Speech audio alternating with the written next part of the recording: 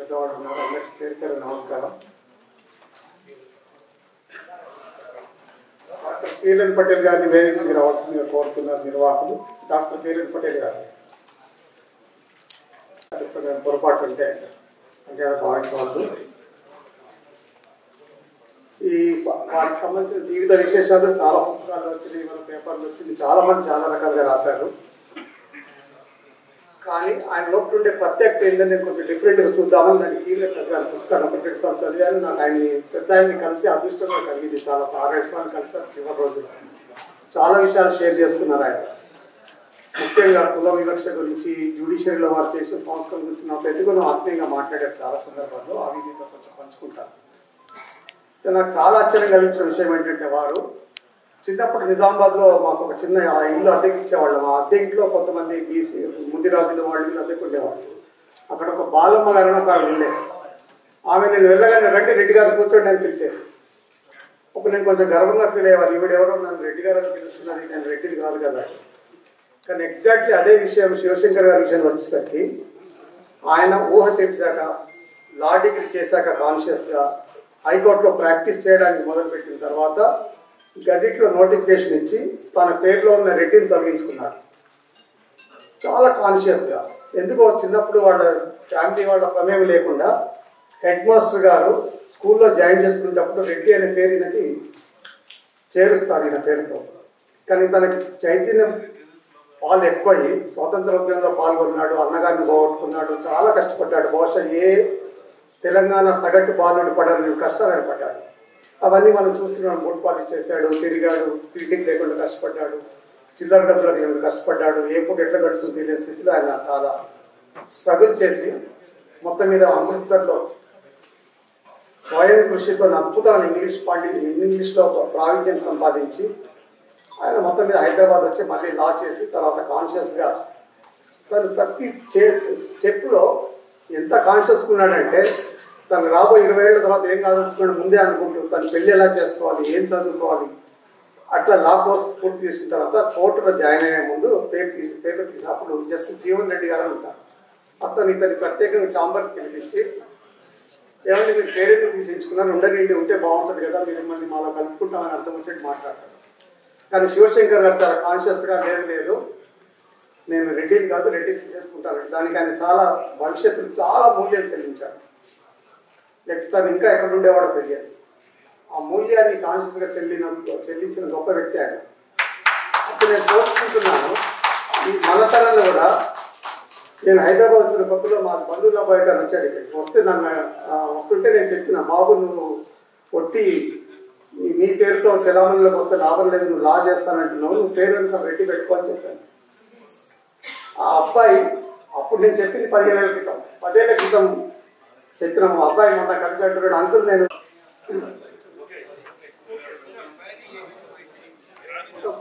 Okay ఇస్తున్నా, thank you.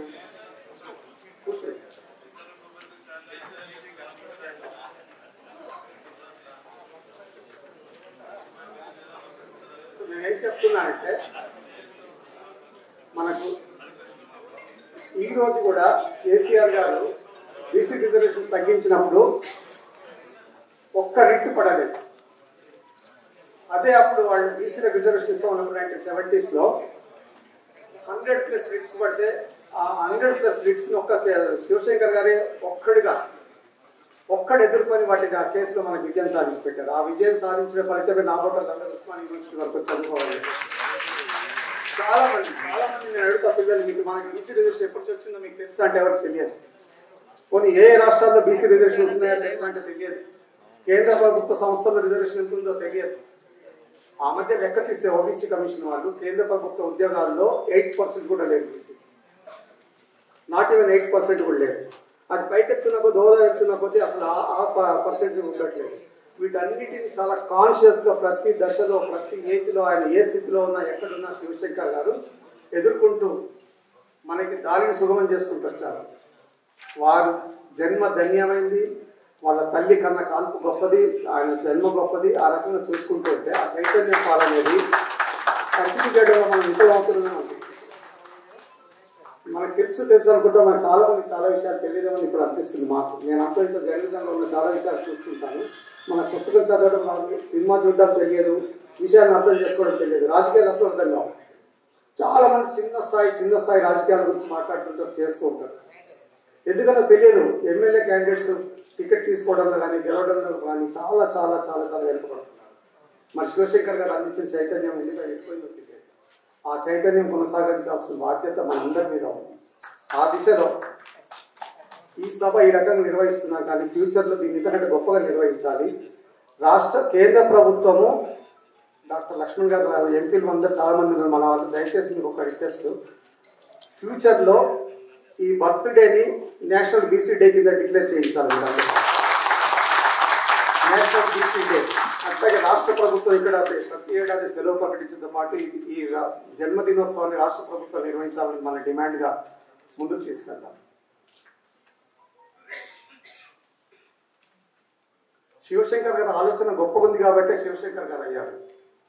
మొదటి రోజు నుంచి ఆయన ఆలోచనలు ఎక్కడ అసలు ఆ స్థాయి ఆలోచన ఎట్లొచ్చిందంటే ఆయన అద్భుతంగా నేను అనుకోవడం ఒరేషియస్ లీడర్. నేను లాస్ట్ డేస్లో కలిసినప్పుడు కూడా ఆయన అమెజాన్లో బుక్స్ తెప్పించుకున్నాడు.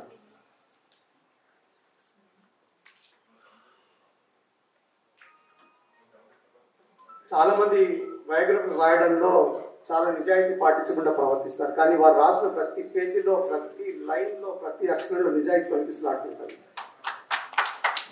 దేవానందన్ మనకు ఒక ఫేమస్ యాక్టర్ ఉంటాడు. అతను చాలా మంది అడుగుతారు అతను, ఇది అద్భుతమైన పార్ట్ కదా, నెట్ వచ్చిన దారి బాగుంది, మీరు ఎందుకని బయోగ్రఫీ రాయకూడదు అంటే, నేను రాయనండి, బయోగ్రఫీస్ అన్ని చాలా అబద్ధాలతో నిండి ఉంటాయి అన్న వ్యక్తి చివరిలో ఎందుకో ఆయన మనసు మళ్ళీ ఆయన బయోగ్రఫీ రాస్తాడు. అట్లాగే శివశంకర్ గారు రాసినట్టు నేను అది చూశాను. దేవానంద్ గారి బయోగ్రఫీ ప్రతి పేజీలో నిజాయితీ ఉంటుంది. అట్లాగే శివశంకర్ గారు రాసినట్టే మనకి ఇన్సైడర్ పేరుతోని పివి నరసింహ గారి బయోగ్రఫీ ఉంటుంది. చాలా మంది చదువుతారు, పూర్తి అర్ధ సత్యార్థం మీద ఉంటుంది. అదే శివశంకర్ గారి మీద వినయ్ సేతుపతి ఆఫ్లైన్ అనే బుక్ రాస్తాడు. అది పక్క పెట్టుకొని చదివితే మనకు అర్థమవుతుంది అంటే ఎంత నిజాయితీ లోపించింది. ఒక్క చోట కూడా శివశంకర్ గారి ప్రస్తావన రాస్తారు. ఈ మండల్ కమిషన్ ని అమలు చేసే బాధ్యతని మీరు దీని మీద కమిటీ వేసి సబ్ కమిటీకి పివి నరసింహరావు గారిని చైర్మన్ వేస్తే 9 ఏళ్ళలో ఒక్క మీటింగ్ కూడా పెట్టించారు. ఒక్క మీటింగ్ కూడా పెట్టించిన తర్వాత వీపీ సింగ్ వచ్చిన తర్వాత శివశంకర్ గారు రిక్వెస్ట్ చేసి మళ్ళీ మీటింగ్ పెట్టించి మళ్ళీ దాని పట్టాలకి తెప్పించి మనందరికీ కేంద్ర ప్రభుత్వ సంస్థల రిజర్వేషన్ ఇప్పించారు. అలసట లేని పోస్ట్ చేసిన శివశంకర్ గారి పనిని ఆలోచనని మనం కంటిన్యూ చేయాలన్నది నా request. Thank you very much. Welcome professor Lakshman garu, Vitthal గారు, ప్రకాష్ గారు, పురుషోత్తం గారు, మండి పద్మ గారు, ఇతర పెద్దలు, ఇచ్చేసినటువంటి సోదర సోదరిమణులు, జస్టిస్ శివశంకర్ గారి యొక్క జయంతి పురస్కరించుకొని ఈ వేదిక ఏర్పడతాం. చాలామంది ప్రముఖులు రాజకీయాలకు అతీతంగా బీసీ మేధావులు, విద్యావేత్తలు హాజరు కావడం శుభ పరిణామంగా నేను భావిస్తాను. గురుగం రవీంద్ర గారు చాలా క్లుప్తంగా బీసీల హక్కుల కోసం, అధికారాల కోసము శివశంకర్ గారు ఏ రకంగా తన నిత్య జీవితంలో అనేక కష్టాలు, బాధలు ఎదుర్కొన్నప్పటికీ పేదరికము ఏమాత్రం కూడా అవరోధంగా మారకుండా ఒక సామాజిక స్పృహతో వారు ఉన్నత విద్యను అభ్యసించి ఒక న్యాయ కోవిదులుగా ఎదిగి వాళ్ళ మున్నూరు కాపు సమాజానికే కాకుండా యావత్తు బీసీలకు ఒక ఆశా కిరణంగా ఆ రోజుల్లో ఇందిరాగాంధీ కష్టకాలంలో ఉన్నప్పుడు వారికి వెన్నుదన్నుగా న్యాయ సహాయాన్ని అందించడమే కాకుండా ఒక న్యాయవాదిగా వారికి సేవలు అందించి వాస్తవంగా ఒక గొప్ప న్యాయమూర్తిగా రాణించేటువంటి అవకాశాలు ఉన్నప్పటికీ ఆ సామర్థ్యం ఉన్నప్పటికీ, ప్రతిభ ఉన్నప్పటికీ కూడా కులం అడ్డు రావడంతో ఆ ఉన్నత శిఖరాలకు మరి న్యాయస్థానంలో పొందలేదు. ఆ తర్వాత కేంద్రంలో న్యాయశాఖ మంత్రిగా వారు రావడం అంటే ఒక పట్టువదలని విక్రమార్కుడి మాదిరిగా వారికి ఉన్నటువంటి ప్రతిభా పాఠవాన్ని ఏ రకంగా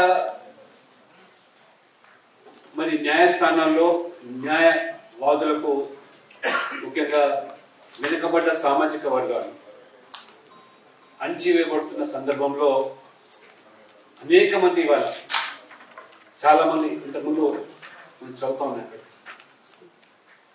ఎస్సీ ఎస్టీ బీసీ న్యాయమూర్తులుగా ఇవాళ రాణించగలిగారు మన రాష్ట్రం నుంచి, ఇతర కొన్ని రాష్ట్రాల నుంచి.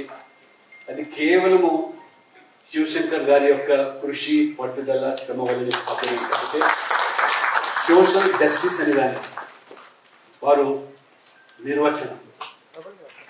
వాళ్ళ కేంద్రంలో ప్రభుత్వ సంస్థల్లో రిజర్వేషన్లు అమలు జరిగినప్పటికీ కూడా కానీ ఇవాళ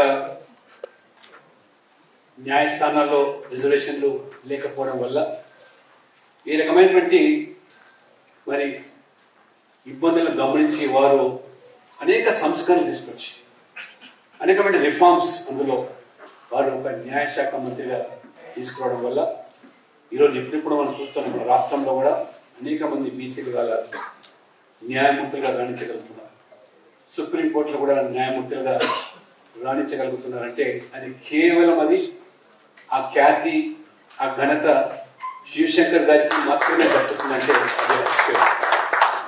అది కమిషన్స్ మొదలుకుంటే మండల్ కమిషన్ వరకు అనేక సిఫార్సులు బీసీల అభ్యున్నతి కోసం, బీసీల యొక్క అభివృద్ధి కోసం, సంక్షేమం కోసం, ప్రభుత్వ సంస్థలు రిజర్వేషన్ల కోసం సిఫార్సు చేసిన ఏ రకంగా బుట్టదాఖలు చేయబడ్డాయో 1950 నుంచి మనం గమనించాం. కలేకర్ కమిషన్, చివరికి మండల్ కమిషన్ కూడా ఒక ప్రభుత్వంలో వారు క్రియాశీలకంగా వివరించినప్పుడు ఆ పార్టీలో ఉండి కూడా ఎప్పుడైతే మండల్ కమిషన్ పార్లమెంట్ లో ఆ ప్రస్తావన వచ్చినప్పుడు లోక్సభలో మరి ఆ మండల్ కమిషన్ వీపీ సింగ్ ప్రభుత్వం ప్రవేశపెట్టినప్పుడు, రాజ్యసభలో కూడా దాని ప్రస్తావన వచ్చినప్పుడు కాంగ్రెస్ పార్టీలోనే కొనసాగుతూ ఒక ప్రతిపక్ష నేతగా ఆ రోజు రాజీవ్ గాంధీ గారు దాదాపు గంటన్నర పైగా అనర్గళంగా పార్లమెంట్ లో ప్రస్తావించి ఏ రకంగా మండల్ కమిషన్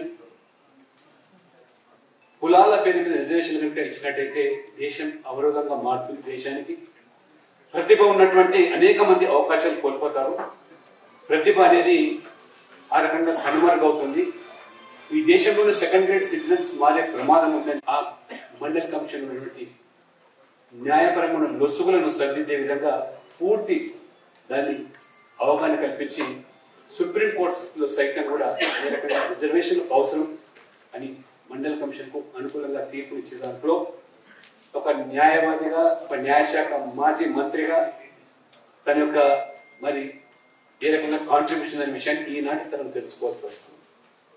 కాబట్టి వాళ్ళ చాలా సంతోషంగా నేను అదృష్టవశాత్తు ఎమ్మెల్యే తర్వాత పార్టీ పరంగా నేషనల్లో ఓబీసీ మోర్చా ప్రకటించినప్పుడు చాలా నాకు కొత్తగా అనిపించింది. కానీ ఒకసారి అధ్యయనం చేసిన తర్వాత, నేను పరిశీలించిన తర్వాత ఆల్మోస్ట్ నేను లాస్ట్ 3 years లో దేశమంతా కూడా 30 రాష్ట్రాల పైన తిరిగిన తర్వాత కూడా ఈ యొక్క బీసీల పట్ల ఉన్నటువంటి స్పృహ, చైతన్యం ఇప్పుడు పెరుగుతూ ఉన్నాను. క్రమేణా చాలా రాష్ట్రాల్లో బీసీ ఎజెండాగా మారుతుంది. ఇవాళ ఎన్నికల్లో ప్రధానమైనటువంటి మరి వాళ్ళ ఎజెండా బీసీగా మారుతుంది. ఉత్తరాది రాష్ట్రాలు, దురదృష్టవశాత్తు తెలుగు రాష్ట్రాల్లో ఈ యొక్క బీసీ ఎజెండా అనేది ఒక ఓటు బ్యాంకుగా నిర్మాణం కాకపోవడం వల్ల కేవలం బీసీల అధికారుల గురించి లేదా వాళ్ళ హక్కుల గురించి మాట్లాడమే తప్పితే ఎన్నికల సందర్భంలో ఒక ఓటు బ్యాంకుగా నిర్మాణం కాకపోవడం వల్లనే ఏ రకంగా ఇవాళ ఈ తెలుగు రాష్ట్రాల్లో బీసీలు వాళ్ళ అవకాశాలు కోల్పోతున్నాం చాలా స్పష్టంగా అర్థమవుతుంది. కాబట్టి విచిత్రమైన పరిస్థితి ఏంటంటే నేను ఇవాళ కూడా ఇంతకుముందు చిరంజీవి గారితో చెప్తా ఉన్నాను.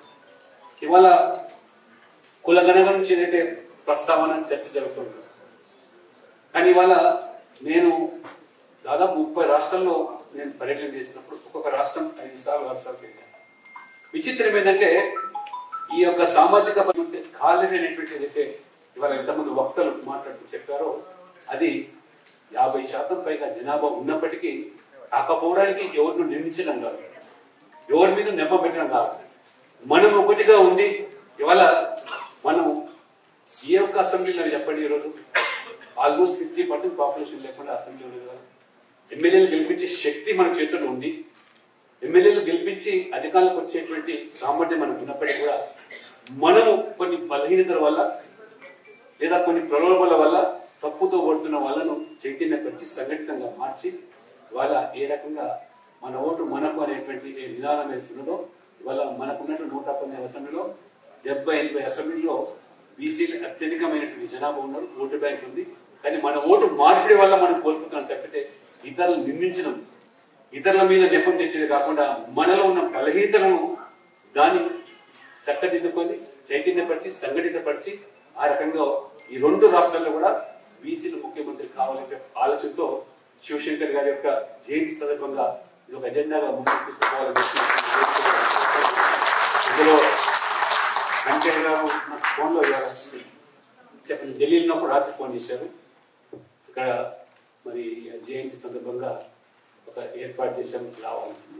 కాబట్టి నేను అఫెల్ తప్పకుండా రావాలని చెప్పాను. నాకు ఉన్నటువంటి ఆలోచన పంచుకొని రాబో రోజుల్లో ఇంకా తెలంగాణ ఫిలాసఫీ ఏంటి, తెలంగాణ రావడం అంటే చిన్న రాష్ట్రాలు ఏర్పాటైతే డాక్టర్ బాబాసాహెబ్ అంబేద్కర్ చెప్పినట్టుగా చిన్న కులాలకు గుర్తింపు వస్తుంది, గౌరవం పెరుగుతుంది. చిన్న కులాలే మరి అధికారులకు వచ్చే అవకాశం భావించి వాళ్ళ చిన్న రాష్ట్రాన్ని కోరుకున్నాం తప్పితే ఆ చిన్న రాష్ట్రంలో వాళ్ళ బీసీ ముఖ్యమంత్రి ఎజెండాతో ఈ యొక్క బీసీ ఐక్య వేదిక ద్వారా ఈ జయంతి సందర్భంగా అంకురార్పణ చేసి ముందుకు పోవాలని కోరుకుంటూ ధన్యవాదాలు.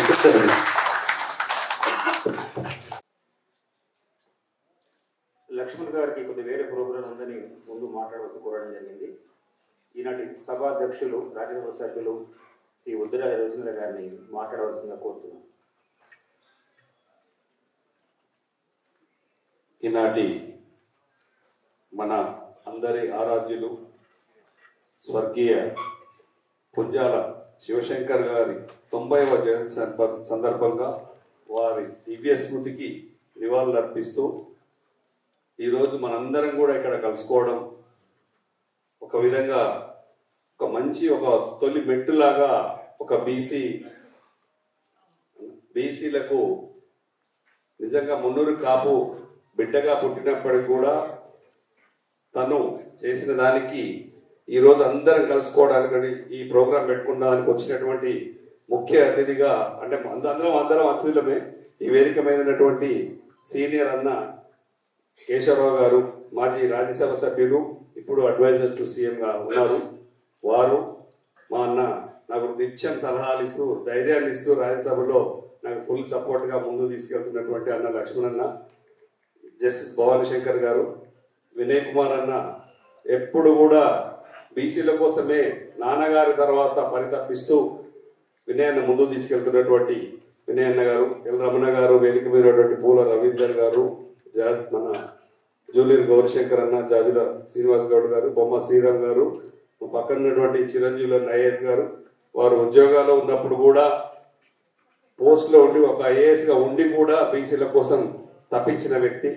తర్వాత అన్న లక్ష్మణన్న, మన విట్లన్న గారు, వి ప్రకాష్ అన్న, పుట్ట పురుషోత్తం అన్న, బండి పద్మనాథ్ గారు, వెనుక ఉన్నటువంటి రౌత్ కనుక వెనుక ఉండకూడదు, ముందుకు రావాలన్నా అన్ని ప్రోగ్రామ్ చేస్తాడు అన్న, వెనకాల ఉండి నడిపిస్తుంటాడు. వేదిక మీద ఉన్నటువంటి రమేష్ గారు, మిత్రులందరూ, ముందున్నటువంటి మా సోదరి మనందరికీ కూడా హృదయపూర్వక శుభాకాంక్షలు, అభినందనలు తెలియజేసుకుంటూ ఈరోజు ఇంత మంచి ప్రోగ్రాం చేయాలనే థాట్ వచ్చి చేస్తున్నటువంటి దగ్గరుండి చూసుకుంటున్నటువంటి మన ఆకుల రజిత్ కుమార్ గారు, ఇంకా పురుషోత్తమన్న దగ్గరుండి చేస్తున్నారు, కనకన్న కానీ, ఉషారగన్న కానీ, మన అన్న రూట్స్ పడాల గారు కూడా, అందరు కూడా హృదయపూర్వక అభినందనలు తెలియజేసుకుంటూ స్వర్గీయ శివశంకర్ గారి గురించి నేను ఎక్కువగా చెప్పాలని కూడా పెద్దవాళ్ళు ఉన్నారు, వారు చాలా చెప్తారు. మిగతా విషయాలన్నీ కూడా క్లుప్తంగా దుర్గం రవీంద్రన్న చెప్పారు. నాకు వారి గురించి చెప్పాలంటే ఒకటే, వాళ్ళ మామిడిపల్లి గ్రామం నుంచి అమృత్సర్ అంటే 1800 కిలోమీటర్లు ఉంది. అక్కడ రాకపోయి చదువుకొని వారి నాన్నగారు అయినటువంటి పుంజాల భాషయ్య గారు సత్తమ్మ గారులకు 11వ సంతానం శివశంకర్ గారు. వారికి శివశంకర్ గారికి 2 కుమారులు, అన్న వినయన్న, సుధీర్ కుమార్ గారి గురించి తెలుసు, ఇంకో సిస్టర్ ఉంది, కూతురు, 3 సంతానం. వారు కష్టపడి చదువుకోవడమే కాకుండా 25వ ఏటనే లా కంప్లీట్ చేసుకొని వచ్చి న్యాయమూర్తి, కేంద్ర మంత్రులు, లోక్సభ సభ్యులైన తర్వాత పెట్రోలియం శాఖ మంత్రి అన్న చెప్పారు, చాలా వివరంగా చెప్పారు. లా మినిస్టర్ చేశారు, మానవ వనరుల శాఖ కూడా చేసినట్టుంది, ఇంకా విద్యాశాఖ, విదేశాంగ శాఖ కూడా చేశారు. దాని తర్వాత కేరళ గవర్నర్ చేశారు, సిక్కిం గవర్నర్ చేశారు. అంటే దాదాపు దేశంలో ఒక ప్రధానమంత్రి గారి తర్వాత 2వ స్థానంలోని ఉన్నటువంటి శివశంకర్ గారు. వాస్తవంగా మనకు అన్యాయం జరుగుతుంది, అక్కడికైనా 2వ స్థానానికి పోతున్నాం, ఇక్కడ కూడా 2వ స్థానం దాకానే పోతున్నాం, కానీ ఆ 1వ స్థానం మాత్రం వస్తలేదు. ఆ 1వ స్థానం గురించి మనందరం కూడా గట్టిగా కష్టపడి బీసీల ఐక్యత అన్న చాలా క్లియర్ గా చెప్పారు. బీసీలందరూ కనుక ఐక్యంగా ఉంటే సాధించలేదు ఏమీ లేదు అనేది నేను మనస్ఫూర్తిగా నమ్ముతున్నాను. 60 ఏళ్ళు 70 ఏళ్ళు కొట్లాడినటువంటి రాజు అనుకున్నటువంటి తెలంగాణనే కష్టపడి తెచ్చుకోగలిగినాను ఉద్యమం ద్వారా. ఒక బీసీలందరం మనం గట్టిగా కష్టపడితే ఈ 1 స్థానం అది పెద్ద ఇష్యూ కాదు. ఓట్లు వేసేది మనమే, లీడర్లను తయారు చేసేది మనమే, కుర్చీలో కూర్చోబెట్టేది మనమే. కూర్చోబెట్టి వెనకాల ఉంటున్నాం తప్ప ముందుకు రావాలనే ప్రయత్నం చేయట్లేదు. అది అన్నగారు చెప్పినట్టు ఇందాక లక్ష్మణ్ చెప్పారు, కొన్ని బలహీనతలో భయమో భక్త్యో ఏమన్నా ఉండొచ్చు, కానీ ప్రతి కమ్యూనిటీలో మున్నూరు కాపులే కాదు, ప్రతి కమ్యూనిటీలో బీసీలు అందరూ కూడా కష్టపడితే ఖచ్చితంగా కూడా ఆ స్థానం కూడా త్వరలోనే రాబోతుంది, వస్తుంది కూడా, రావాలని కూడా మనస్ఫూర్తిగా కోరుకుంటున్నాం. ఒక ఎగ్జాంపుల్ అంటే ఈ సందర్భంలో మందకృష్ణ మాది గారు వర్గీకరణ గురించి ఒక 30-40 ఏళ్ళ నుంచి కొట్లాడుతూనే ఉన్నాడు. ఆయనకు ఒక అవకాశం ఎక్కువ అన్నాల్లో కొట్లాడితే వచ్చి ఇప్పుడు బీసీల తరఫున కూడా శివశంకర్ గారు కొట్లాడి మన మండల కమిషన్ కూడా ఏర్పాటు చేసే దాంట్లో వాళ్ళను రాజీవ్ గాంధీ నాయకుడిని కూడా వారికి ఎదుర్కోవడం జరిగిందని అంటే దుర్గం రవీంద్ర గారు క్లియర్ గా చెప్పారు. విపి సింగ్ గారికి సహాయం చేశారంటే మనసు ఉంటే అంటారు కదా, మనసు ఉంటే మార్గం ఉంటది అని చెప్పేసి వడ్డించే వాళ్ళు ఎక్కడున్నా కూడా ఖచ్చితంగా మనకు అందుతుంది అని చెప్పేసి శివశంకర్ గారు ఖచ్చితంగా కొట్లాడి సాధించి పెట్టారు మండల కమిషన్ ని. తద్వారా ఎస్సీలకు ఎట్లయితే బిఆర్ అంబేద్కర్ గారు కొట్లాడి రిజర్వేషన్లు ఇచ్చి నిలబెట్టారో, బీసీల కోసం కూడా కష్టపడి బీసీలను కూడా ఇప్పటిదాకా తీసుకొచ్చినటువంటిది బీసీలలో అంబేద్కర్ లాగా కొలవాల్సిన బాధ్యత కూడా మన శివశంకర్ గారిని కొలుచుకోవాల్సిన బాధ్యత అవసరం కూడా మన పైన ఉంది. పార్లమెంట్ లో కూడా వాళ్ళ ఫోటోలు ఉండాలి, విగ్రహాలు ఉండాలి, కొట్లాడారు. ఇక్కడనైతే ఖచ్చితంగా కూడా ట్యాంక్ బండ్ మీద విగ్రహం పెట్టుకోవాలి. అసెంబ్లీలో సెక్రటేరియట్ దగ్గర కూడా వాళ్ళతో సెక్రటేరియట్ లో మాట్లాడి అక్కడ ఫోటోలు కూడా ఉండాలి. ట్యాంక్ బండ్ మీద ఖచ్చితంగా కూడా కాసే విగ్రహం. వినయంగా కూడా గతంలో ఆలోచన వచ్చింది, చెప్పడం జరిగింది. ఈసారి ఖచ్చితంగా కూడా ప్రోగ్రామ్ పూర్తి అవుతుందని చెప్పేసి మనస్ఫూర్తిగా అనుకుంటున్నా, జరిగి తీరుతుందని కూడా.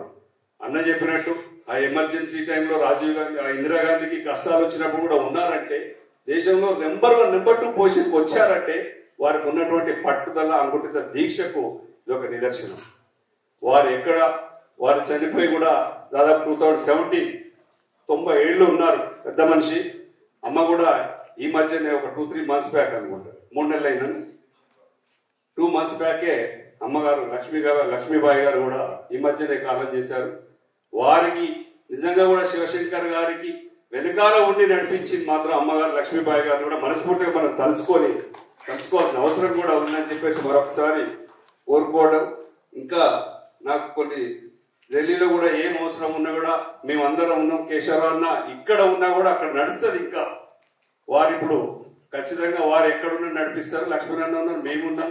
ఇవన్నీ కూడా ఏం కావాలో బీసీలకి కులాలకు వదిలేద్దాం, అన్ని అందరం కలిసిపోదాం. ఎవరి కులంలో వాళ్ళు పెద్దే కావచ్చు, కానీ మిగతా బీసీలు అందరం కలిస్తేనే తప్ప ఖచ్చితంగా రాజ్యాధికారం వస్తుంది. మన దాంట్లో మనమే చూసుకుంటుంటూ ఒక కులానికే పరిమితం అయితే మాత్రం ఎప్పటికీ ఇంకా వందలు వేల సంవత్సరాలు కూడా మనం పొజిషన్లకు రాలేము. కాబట్టి బీసీలందరూ కూడా గట్టిగా ఐక్యంగా పోరాడేసి తెచ్చుకొని సీట్లు కూడా సాధించాలని మనస్ఫూర్తిగా కోరుకుంటూ ఈ అవకాశం కల్పించినటువంటి పెద్దలందరికీ కూడా హృదయపూర్వక అభినందనలు తెలియజేసుకుంటూ జై బీసీ. ఒక్కసారి గట్టిగా బీసీల ఐక్యత, బీసీల ఐక్యత. పుంజాల శివశంకర్ గారు, పుంజాల శివశంకర్ గారు. Thank you. శ్రీ కేశవరావు గారు భారతదేశ స్థాయిలో బలహీన వర్గాలను ముందుకు నడిపించేటువంటి బాధ్యతను భుజాన వేసుకుని నడుపుతున్న గౌరవనీయులు శ్రీ లక్ష్మణ్ గారు, తండ్రికి తగ్గ తనయులుగా ఆహ్వానిస్తున్నారు. జస్టిస్ ఈశ్వరయ్య గారు వేదిక మీద రావాల్సిన ఆహ్వానిస్తున్నారు. సరే సార్.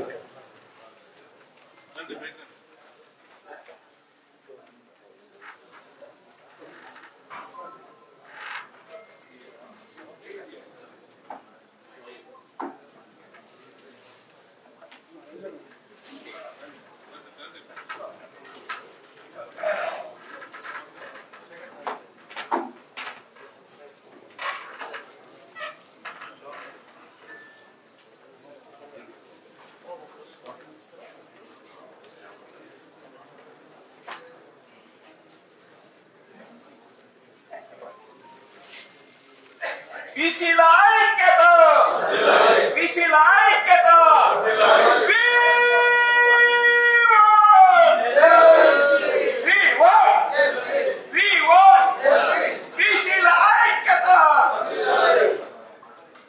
నా 3 నిమిషాల్లో 2 నిమిషాలు వర్త చేస్తున్నారు. నా మాటలకు శుభ సూచకం ఏంటంటే బలహీన వర్గాల్లో న్యాయ వ్యవస్థలో తనకంటూ ఒక గుర్తింపు తెచ్చుకున్నటువంటి మహానుభావులు ఈశ్వరయ్య గారు నేను మాట్లాడటం మొదలుపెట్టగానే రావడం మనందరికీ కూడా శుభ సూచకం. ఆయన కూడా అఖిల భారత బలహీన వర్గాల కమిషన్కు అధ్యక్షులుగా బలహీన వర్గాల అభ్యున్నతికి ఎంతో కృషి చేసినటువంటి వ్యక్తి. ఈరోజు మనందరం సమావేశమైంది కీర్తిశేషులు శ్రీ శివశంకర్ గారి సేవలను స్మరణ తెలుసుకుంటూ వారు ఏ లక్ష్యం కోసం అయితే జీవితాన్ని అర్పించారో, ఏ బలహీనుల కోసం అయితే జీవితాంతం పోరాడారో, ఏ లేనివాడి మంచి కోసం అయితే తన రాజకీయ జీవితాన్ని అర్పించారో, ఆ లక్ష్యాలను మనం గుర్తు చేసుకుని మరొక్కసారి మనల్ని మనం అంకితం చేసుకోవడానికి మాత్రమే ఇక్కడ సమావేశమయ్యాం. కీర్తిశేషులు శివశంకర్ గారిని మొట్టమొదటిసారిగా నేను కళాశాల విద్యార్థిగా ఉండగా న్యాయవాది అయిన మా నాన్నగారితో పాటు భాగ్యనగరంలో, హిమాయత్ నగర్లో మొదటి వీధిలో ఉన్న వారి నివాస గృహంలో కలవడం సంభవించింది. అది వృత్తిపరమైన సంఘటన అయినా ఒక వ్యాజ్యం ఆంధ్రప్రదేశ్ ఉన్నత న్యాయస్థానంలో వేయడానికి శ్రీ శివశంకర్ గారిని న్యాయవాదిగా పెట్టుకోవడానికి వచ్చాము. మొట్టమొదటిసారి ఆయన చూడగానే ఒక విధమైనటువంటి గౌరవం, ఒక విధమైనటువంటి ప్రేమ, ఒక విధమైనటువంటి ఆరాధనా భావం కలిగాయి. ఎందుకు కలిగాయి అంటే అది చెప్పలేము. ఇప్పుడు కూడా చూడండి, ఆ చిత్రపటంలో ఆ చిరునవ్వులో స్వచ్ఛత, ఆ కంటి వెలుగులో ఒక విధమైన తేజస్సు, ఆ ముఖ వచ్చస్సు చూస్తూ ఉంటే మన ఇంట్లో ఒక పెద్దను చూసినట్టుగా ఒక గొప్ప భావం. ఆ మనిషి ఎప్పటికీ అప్పటికీ నేను మొట్టమొదటిసారి వారిని కలిసినటువంటి ఆ సమావేశాన్ని ఎప్పటికీ మర్చిపోలేను. ఎంత ఆప్యాయంగా వారి ముందు నేను ఒక మిడుగురు పురుగు లాంటి చిన్నవాడిని నాయన నాయన అని మాట్లాడుతూ ఉంటే అరే అక్కడ శివశంకర్ గారు మనవరం కళాశాల విద్యార్థి, అంత ప్రేమగా ఆయన నాతో కూడా మాట్లాడారనే విషయాన్ని నా జీవితంలో మర్చిపోలేదు. తర్వాత వారి అంతిమ సమయంకు కూడా అనేక మార్లు వారిని కలవడం జరిగింది. న్యాయవాది అయిన తర్వాత, న్యాయాధికారి అయిన తర్వాత వేరు వేరు ఉద్యోగాలు చేసుకున్నప్పుడు ఎప్పటికప్పుడు ఎప్పుడు కలిసినా సరైనటువంటి మార్గదర్శనం చేసేవారు. ఆయన ఈ రకంగా ఉంటాను, ఈ రకంగా ఉంటే నువ్వు మంచి జరుగుతుంది, మనకి మంచి జరుగుతుంది, మన బలహీన వర్గాలకు కూడా మంచి జరుగుతుందనే విషయాన్ని ఎప్పటికప్పుడు చెప్పేవారు ఆయన. అటువంటి వ్యక్తి ఆయన చిన్నతనాన్ని పట్టభద్రులయ్యే వరకు ఆయన గడిపిన జీవితాన్ని ఇప్పుడు మనందరికీ కూడా వారి జీవిత సారాంశాన్ని పంచిపెట్టారు. చదివుతారు మీరంతా, వ్యక్తిగతంగా కూడా మీ అందరికీ తెలిసి ఉంటుంది. ఆయన చిన్నతనం నుంచి పట్టభద్రులయ్యే వరకు గడిపినటువంటి జీవితం, ఇక్కడి నుంచి అమృత్సర్ వెళ్ళి అక్కడ జరిపినటువంటి జీవన పోరాటం మనం ఒక్కసారి గుర్తు చేసుకుంటే జానపద చిత్రాల్లో కథానాయకుడు గుర్తుకొస్తాడు మనం. అక్కడి నుంచి న్యాయవాది అయిన తర్వాత ఆంధ్రప్రదేశ్ ఉన్నత న్యాయస్థానంలో ఒక బలహీన వర్గాలకు చెందినటువంటి సామాన్య వ్యక్తి న్యాయవాదిగా నిలబడడానికి ఎన్ని కష్టాలు పడాలో అన్ని కష్టాలు ఆయన పడ్డారు. ఆయన మేధాశక్తిని అణగదొక్కడానికి, ఆయన న్యాయవాదిగా కీర్తి ప్రతిష్టలు గడించకుండా చూడడానికి ఎన్ని రకాల ప్రయత్నాలు జరిగాయో వాటన్నిటిని అధిగమించడానికి ఆయన ఎంత పోరాటం చేయవలసి వచ్చిందో అనేక మార్లు వారిని కలిసినప్పుడు అప్పుడప్పుడు జరిగిన సంఘటనలు వారు చెప్తూ ఉంటే, జీవితంలో ఇంతటి పోరాటం ఒక సామాన్యులు మనం చేయగలమా? మహా వ్యక్తి కాబట్టి, ఆ గుండె దిట్ట ఉన్నటువంటి వ్యక్తి కాబట్టి, ఆ మనోబలం ఉన్న మనిషి కాబట్టి పోరాడి స్థాయికి వచ్చారు. కానీ మనమైతే చేయగలమా అనిపించింది.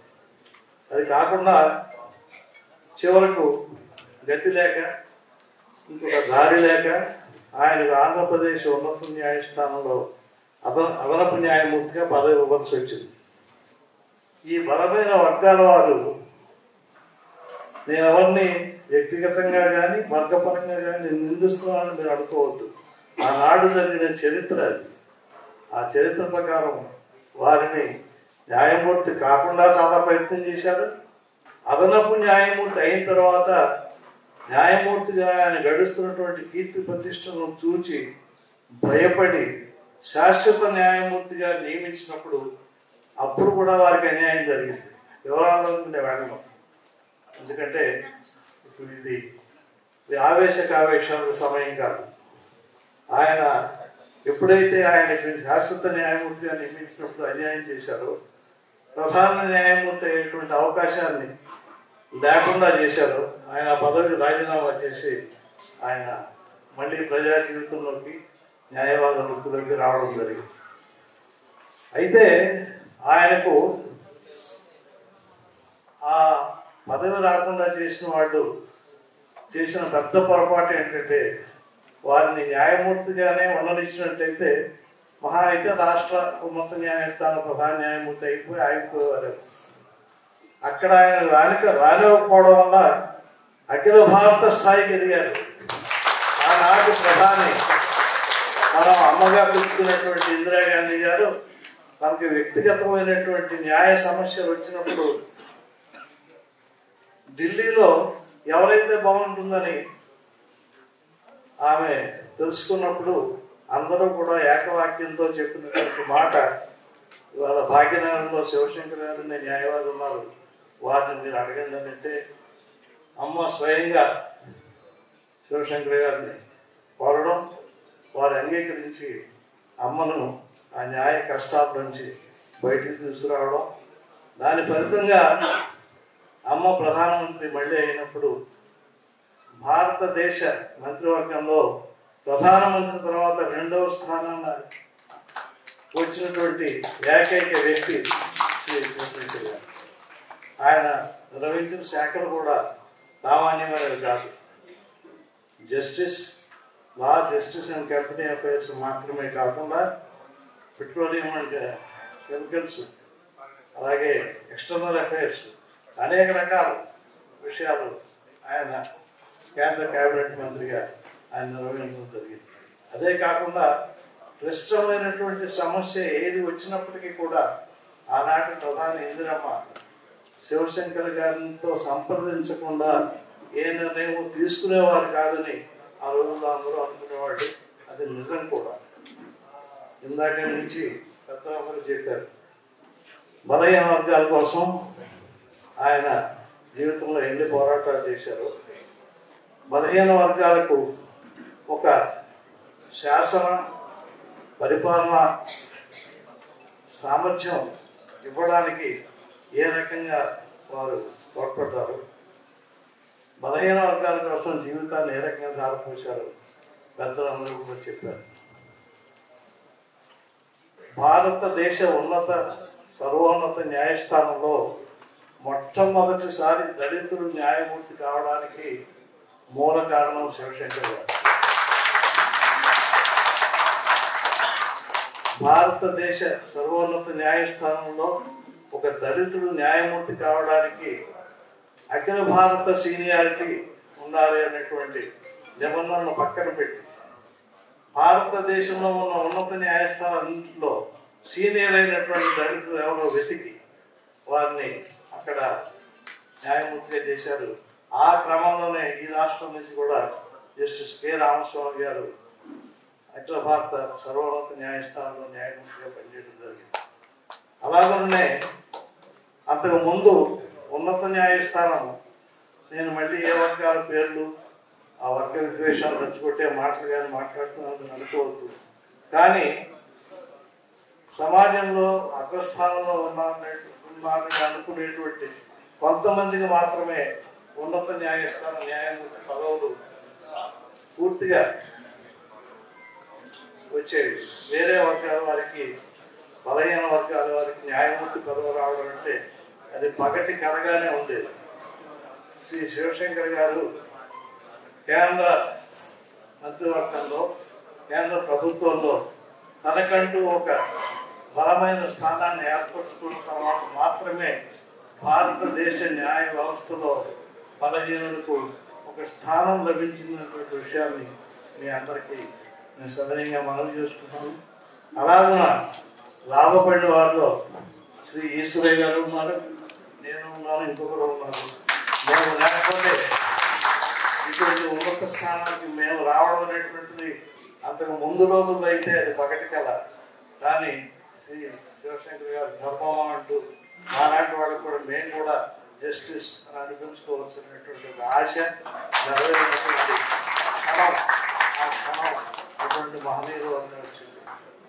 శ్రీ శివశంకర్ గారి సతీమణి చెప్పారు, వారు కూడా ఎంత నెమ్మదిగా పైకి కనపడేవారో అంతటి మేధాశక్తి.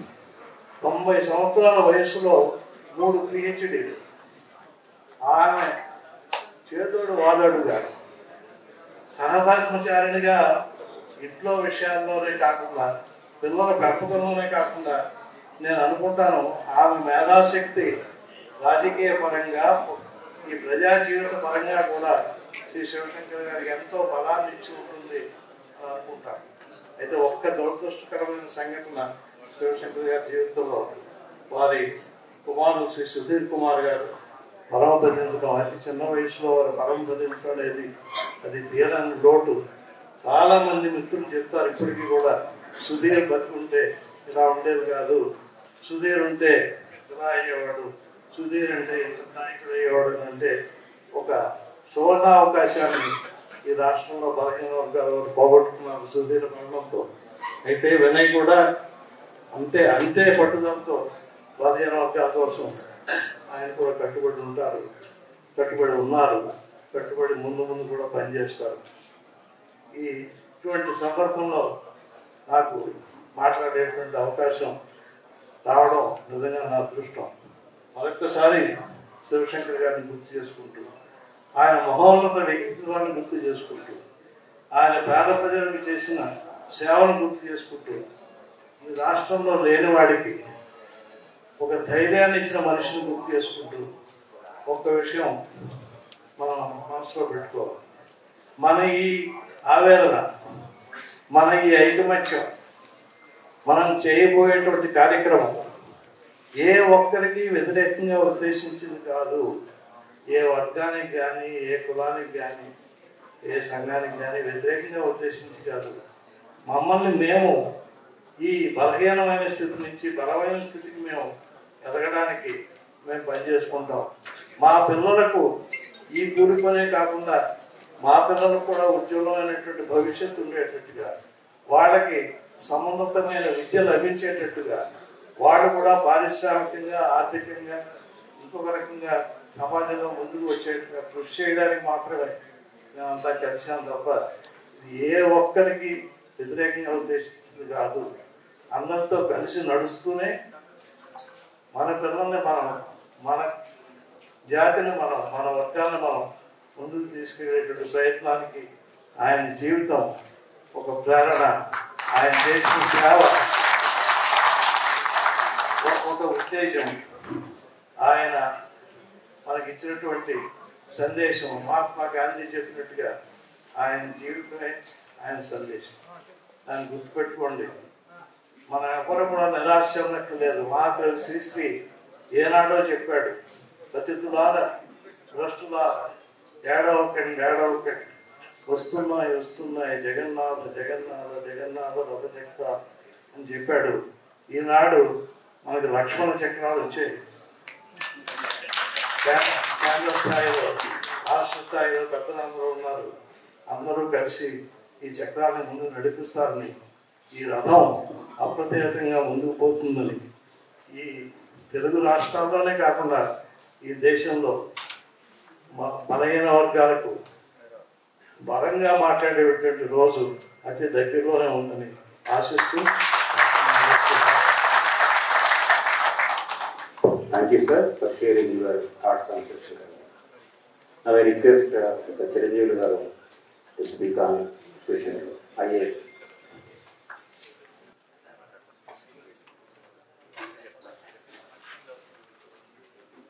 సభకు నమస్కారం. డాక్టర్ స్వర్గీయ కుంజాల శివశంకర్ గారి బర్త్డే సందర్భంగా ఏర్పాటు చేసినటువంటి సమావేశానికి అధ్యక్షత వహిస్తున్నటువంటి మిత్రులు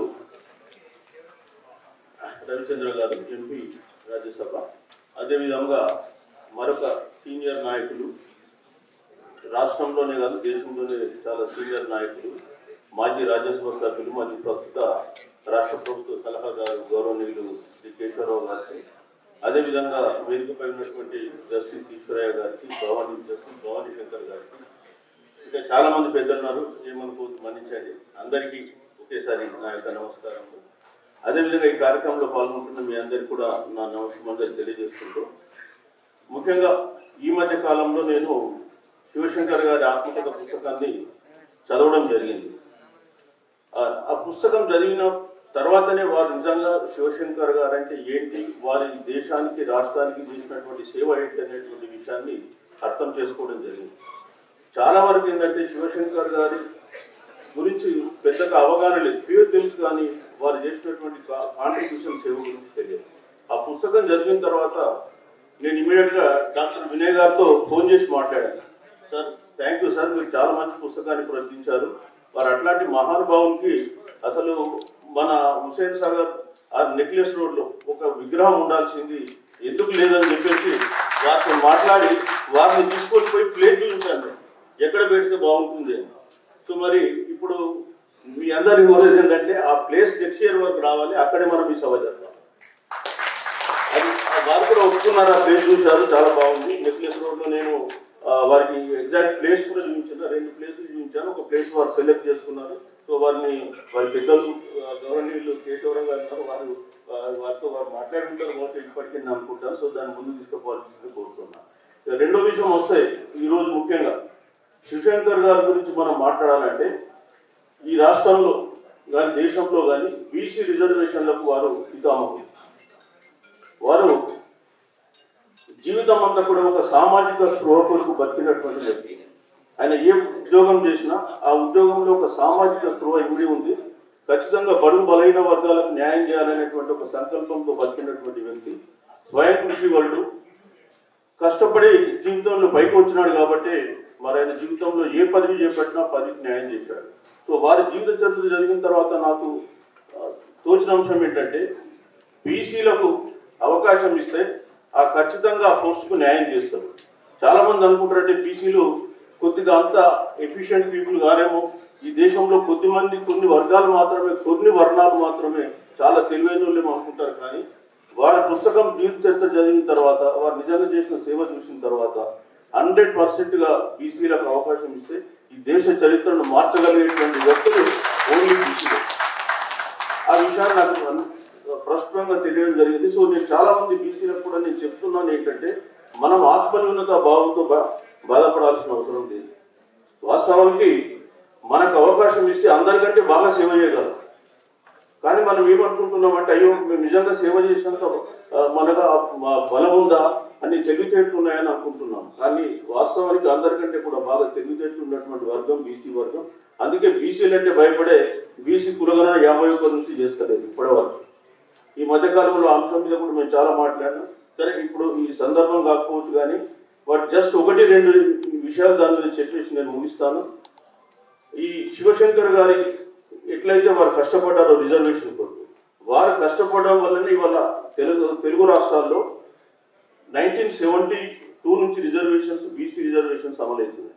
కేంద్రంలోకి వస్తే 93లో అమలైంది మండల కమిషన్ రికమెండేషన్. అంటే 21 years తర్వాత కేంద్రంలో అమలు కావడం జరిగింది. మరి 72లో రాష్ట్రంలో రిజర్వేషన్లు వచ్చినాయి కాబట్టి మాలాంటి అందరం చదువుకొని ఒక ఐఏఎస్ క్యాడర్లోకి రావడం జరిగింది. మరి ఇవాళ మీ ముందు స్టేజ్ ముందు నిలబడి మాట్లాడడం జరిగింది.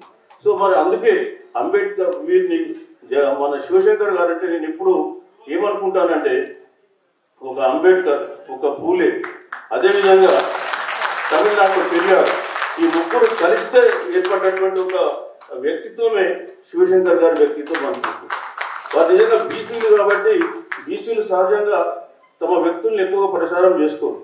అదే ఆయన ఇంకేదే వర్గానికి చెందిన వాడు ఉంటే అతన్ని చాలా గొప్పగా చేసేవాళ్ళు. ఇప్పటికీ ఆయనకు చేసినటువంటి సేవకు ఆయన ఒక్క కాపు సామాజిక వర్గము ఇంకా ఈ వర్గానికో కాదు, ఎంటైర్ బీసీలకు ఆయన నిజంగా కూడా భారతదేశంలో ఒక ప్రతినిధి. మీరు రాష్ట్రంలో ఆయన 4 సార్లు రిజర్వేషన్ గురించి పోరాడిండు. అంటే 1953 నుంచే ఆయన లిస్టు తయారు చేయడం మొదలుపెట్టిండు. సరే, అవన్నీ కోర్టులు కొట్టేస్తూ పోయినాయి. అల్టిమేట్ గా 72లో సుప్రీంకోర్టులో ఆయననే వాదించి బీసీల గురించి గెలిపించడం జరిగింది. మండల్ కమిషన్ గురించి కూడా వస్తే, మండల్ కమిషన్ మొట్టమొదట 1951లో కాకా కాలేకర్ కమిషన్, అప్పుడు అంబేద్కర్ గారు పోరాట ఫలితంగా 1953లో నెహ్రూ గారు పెట్టారు. కానీ 55లో వారు రిపోర్ట్ ఇచ్చిన తర్వాత నెహ్రూ గారు దాన్ని పార్లమెంట్ లోని చర్చించకుండానే ఆ రిపోర్ట్ లో లోపాలు ఉన్నాయని చెప్పేసి కొట్టేయడం జరిగింది.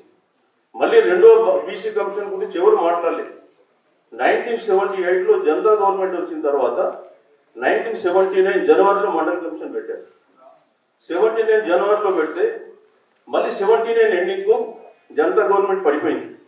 1980 ఎలక్షన్స్ లో మళ్ళీ ఇందిరాగాంధీ గారి ప్రభుత్వం ఏర్పడడం జరిగింది. అప్పుడు వారికి ఇచ్చినటువంటి మండల్ కమిషన్ ఇచ్చిన పీరియడ్ ఓన్లీ 1 year. ఆ 1 year టైం అయిపోయింది. అప్పుడు శివశంకర్ గారు ఆ ఫైల్ తీసుకెళ్లి ఇందిరాగాంధీ దగ్గర ఆయనకున్నటువంటి పర్సనల్ ఇన్ఫ్లుయెన్స్ తో ఆ కమిషన్ యొక్క గడువును ఇంకొక 6 నెలలు పొడిగింపజేసి ఆ రిపోర్ట్ ఇప్పించారు. ఆ రిపోర్ట్ 1980 డిసెంబర్ 31 రోజు అప్పుడున్నటువంటి ప్రెసిడెంట్ జ్ఞాని జైల్ సింగ్ ఇవ్వడం జరిగింది. సో ఆ విధంగా ఆ మండల్ కమిషన్ రికమెండేషన్ వచ్చింది. కానీ అమలుపరచడానికి మళ్ళీ 13 సంవత్సరాలు పడుతుంది.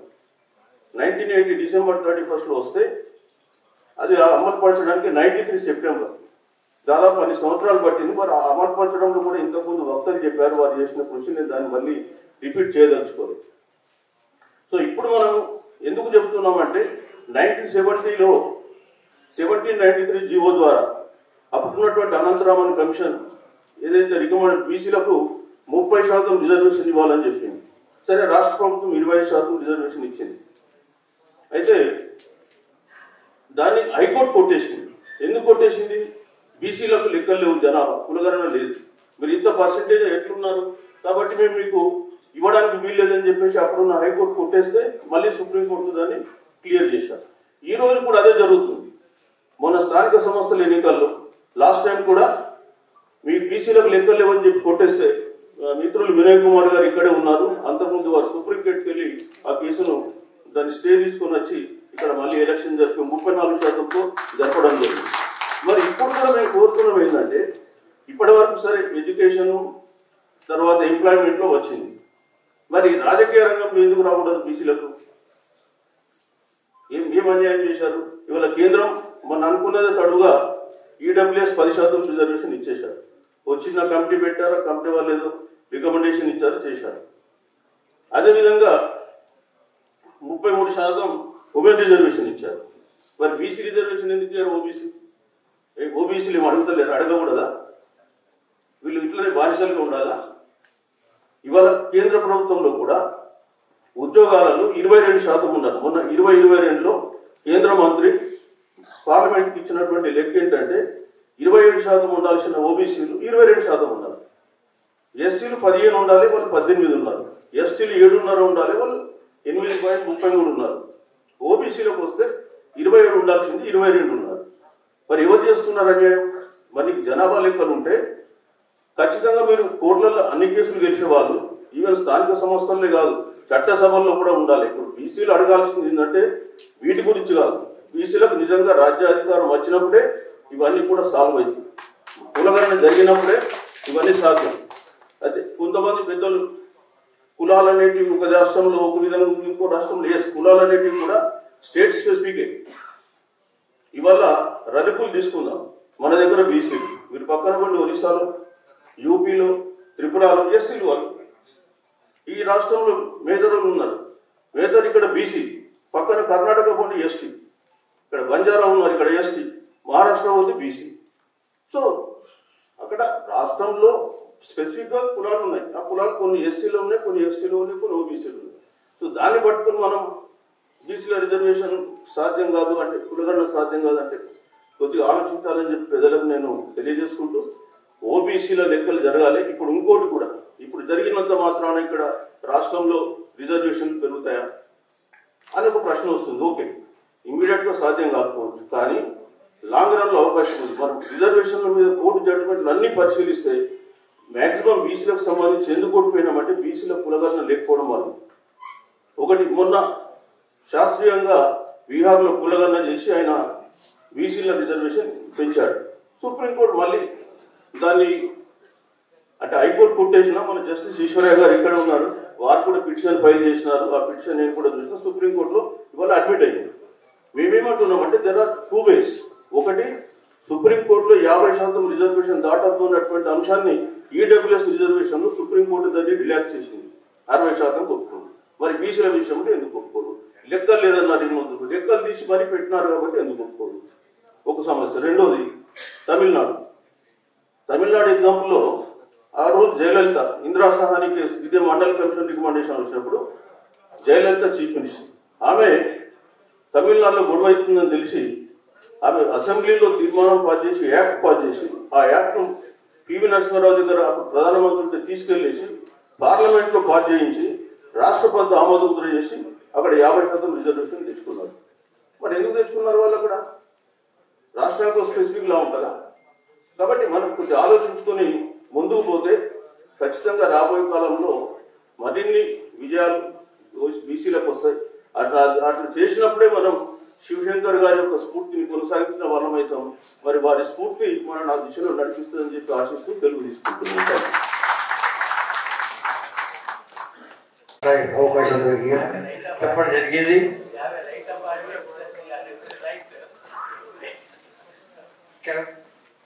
శివశంకర్ గారి గురించి కానివ్వండి, బీసీ ఉద్యమం గురించి కానివ్వండి, లేదా సమాజం యొక్క పరిస్థితుల కానీ చాలా క్షుణ్ణంగా అందరూ చెప్పడం జరిగింది. ఇక చెప్పబోతున్నాం కూడా. కాబట్టి దాన్ని మళ్ళీ నేను రిపీట్ చేసి మాట్లాడలేదు. ఒక మాట చెప్పడానికి ఉన్నాం ఇక్కడ వినేది కదా. కాబట్టి ఏదైతే పుస్తకం శివశంకర్ గారు ఇచ్చారు, అది ఒక మనిషి కళ్ళల్లో నీళ్లు తెప్పియడం కాకుండా అసలు విధాన్ని ఏ తీరుగా కదిలిస్తుందంటే, అసలు జీవితంలో పోరాటం అంటే ఏది, నేను సామాజిక జీవితం పోరాటం అంటే ఏమిటి, దాన్ని ఏ తీరుగా మనం తగ్గించి ముందుకు పోతామో తెలుసుకునే తీరుగా ఉంది. అది దాని గురించి ఇంకోటి ఇప్పుడే చెప్పారు, అన్ని ఉద్యమాలు ఒకటి, బీసీ ఐక్యత ఉద్యమం కావాలి అని ఎప్పుడే అన్నాను. ఆ నిరాదరణ చాలా పెద్దది. ఇది కుదురు జరుపుకుంటాము. నేను ఎప్పుడు నారాయణ కానివ్వండి, కృష్ణ కానీ వస్తే ఇదే చేస్తాం అనుకుంటూ పోతున్నాం, కానీ మనం ఒక కాంక్రీట్ యాక్షన్ ఏది మనం చూసేటం లేదు. ఏదైనా కానివ్వండి, ఇప్పుడు అది ఆ సమయం కాదు మనం దాన్ని పెట్టుకోవడానికి.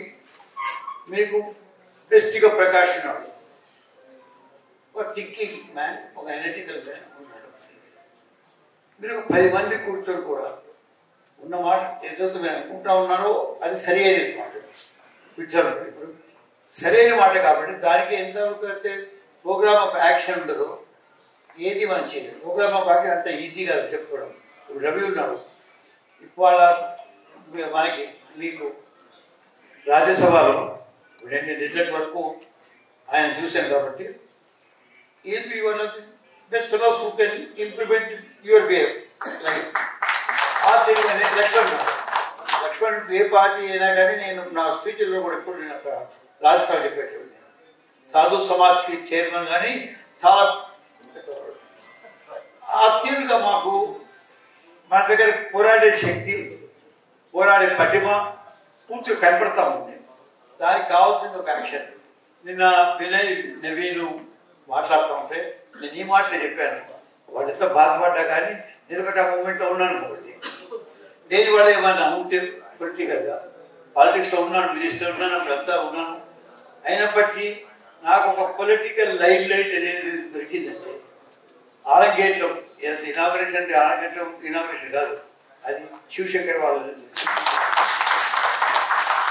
ఏమి ఆయన ఉన్న మీరే చెప్పారు, వారశంకర్ గారు చెప్పారు, ప్రసాద్ గారు చెప్పినట్టు ఆయన అన్నింటికంటే ఎక్కువ ఆత్మీయత, మానవత్వం అనేది హ్యూమన్ అప్రోచ్ ఏదైతే ఉండడం అది మనం ఈజీ కలుపుకునేటట్టు ఉండదు.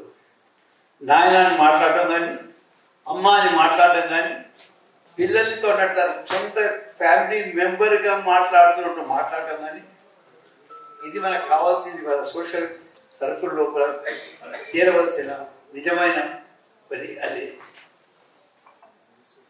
ఇవేది ఉంది మాట్లాడతారు. నా సజెషన్ వినే వాళ్ళకు ఒక డెప్యూటీగా ఇప్పుడు చెప్తున్నాను, ఇవాళ ఈ మీటింగ్ ఎంత కాబట్టి ఎప్పుడైనా మనము తెలంగాణలో ముఖ్యంగా మనకి శివశంకర్ అటువంటి పర్సనాలిటీ ఉండగా కూడా మనం ప్రతి పోస్టర్ ఎవరి పోస్టర్ ఉన్నా నేను అడుగుతుండేది. ఇది పొలిటికల్ కాదు, అది పొలిటికల్ అతీతంగా మన ఏ బడుగురుగా మీటింగ్ అయినా ఏదైనా ఉద్యోగం అన్నా దాంట్లో కొంచెం శివశంకర్ గారి ఫోటో పెట్టండి.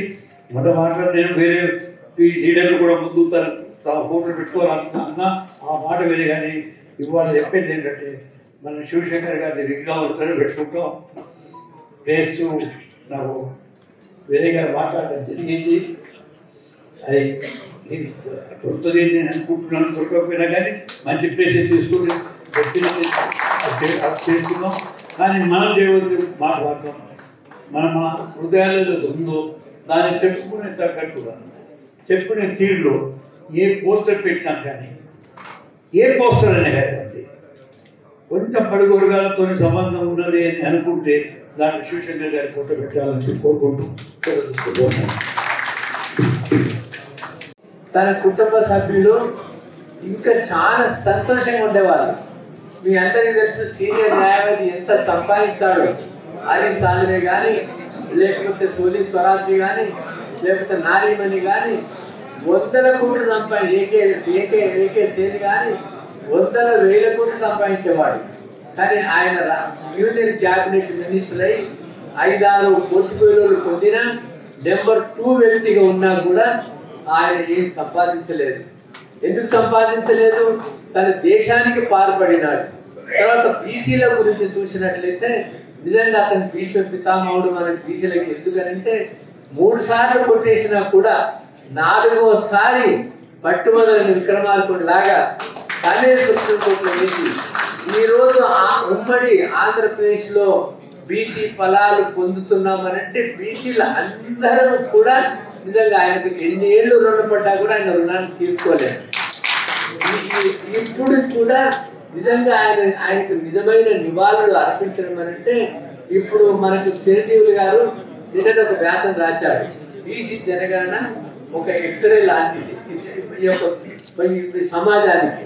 కాబట్టి బీసీ జనగణన చేస్తే ఎందుకు బీసీ జనగణన అడ్డుకుంటున్నారు? బ్రిటిష్ ఇండియాలో 7 సార్లు జరిపినటువంటి బీసీ జనగణనని ఇప్పుడు ఈ పాలకులు ఎందుకు అడ్డుకుంటున్నారు? తర్వాత మా సోదరుడు భవానీమూర్తి గారు ఏం చెప్పారు, మేము ఎవరికి వ్యతిరేకం కాదు, కానీ మా భాగము మా షేరు మాకు కావాలని అంటున్నాం. ఈ యొక్క డెమోక్రటిక్ కంట్రీలో ప్రతి జాతికి, ప్రతి వర్గానికి, ప్రతి కులానికి వాళ్ళకి యొక్క జనాభా ఎంత ఉందో వాళ్ళకు ప్రాతినిధ్యం కూడా ఉండాలి.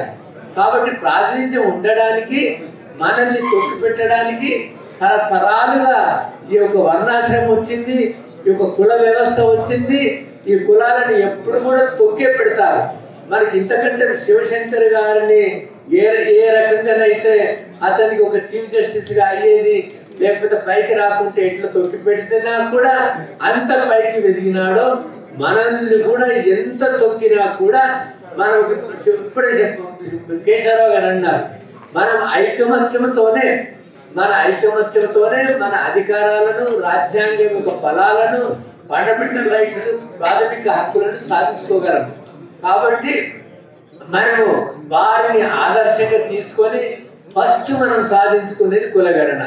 కులగణన సాధించుకున్నాక గవర్నమెంట్ని ఆశించవలసిన అక్కర్లేదు, భిక్ష వెతుకోవాల్సిన అక్కర్లేదు. రిజర్వేషన్స్ ఆర్ నాట్ ఏదో డొనేషన్ కానీ, దానం కానీ, ధర్మం కాదు. Reservations are for the representation. So మన భాగస్వామ్యం, మన హక్కు మనం అడుగుతున్నాం. Reservations are only representation. కాబట్టి ఇది రిజర్వేషన్స్ అనడం కూడా తప్పు. తర్వాత ఈ రోజులలో మెరిట్ అనేది ఒక తప్పుడు విధానంతోనే దాన్ని నిర్వహిస్తూ ఉన్నారు. ఒక చిన్న చాకలి, మంగలి, కుమ్మరి, ఎరకలి ఎక్కడో ఊరి గుడిసెల పుట్టి, అడవుల పుట్టి, వాడు చదువుకొని గవర్నమెంట్ స్కూల్లో చదువుకొని వాడు 40 మార్కులు తెచ్చుకుంటే మెరిటోరియసా? లేకపోతే హైదరాబాద్లో పెద్ద పబ్లిక్ స్కూల్ చదువుకొని 60 మార్కులు తెచ్చుకుంటే మెరిటోరియసా? మెరిట్ నిర్వచనమే తప్పు ఈ రోజు. అందుకని ఈ రిప్రజెంటేషన్, ఈ యొక్క మన భాగస్వామ్యం రిజర్వేషన్స్ రూపంలో అఫర్మేటివ్ పాలసీలో వస్తున్నది. కాబట్టి రిజర్వేషన్స్ వల్ల మెరిట్ మనం దెబ్బతింటది అనేది ఒక తప్పుడు ప్రచారం చేసి ప్రజల్లో ఈ రకంగా చెప్పినారు. ఇప్పుడే సోదరులు అన్నారు, మన మంచి ఫేమస్ డాక్టర్లు ఉన్నారు, జడ్జెస్ ఉన్నారు, పొలిటీషియన్స్ ఉన్నారు, లాయర్స్ ఉన్నారు. మన వాళ్ళు మంచి వజ్రాలు లాంటి వాళ్ళు, ఎక్కడ పెట్టినా కూడా వీళ్ళు షైన్ అవుతారు. కాబట్టి ఈ మనకు రిజర్వేషన్స్ అక్కర్లేదు, మేమెంతో మన భాగస్వామ్యం కావాలి. కాబట్టి మా లెక్క ఏందో తెలవాలి, అసలు మేము ఎక్కడున్నాము, ఏ పరిస్థితిలో ఉన్నాము. కాబట్టి ఈ ఫస్ట్ జనాభా లెక్కలు పొందడానికి అక్కడనేమో రాహుల్ గాంధీ గారు మొత్తం ఎక్స్రే లాంటిది జనాభా లెక్కలు తీయాలా, నా జీవితమే నేను బీసీలకు కట్టుబట్టి ఉన్నాను, ఎస్సీ ఎస్టీ బీసీలకు బలిగిన వర్గాలు. కానీ మరి ఆ పాలిత రాష్ట్రాలలోనేమో ఆ దిశగా ముందుకు పోవట్లేదు. కాబట్టి మనం అందరం ఒకటై ఒక పెద్ద దేనికైనా ఉద్యమం చేస్తేనే సాధించుకుంటాం. కాబట్టి శ్రీ శివశంకర్ గారికి నిజమైన నివాళులు అర్పించడం అంటే మనం బీసీ జనగణన లెక్కలను సాధించుకోవడం అని ఈ అవకాశం అందరికీ ఆనందం తెలుసుకుంటాం.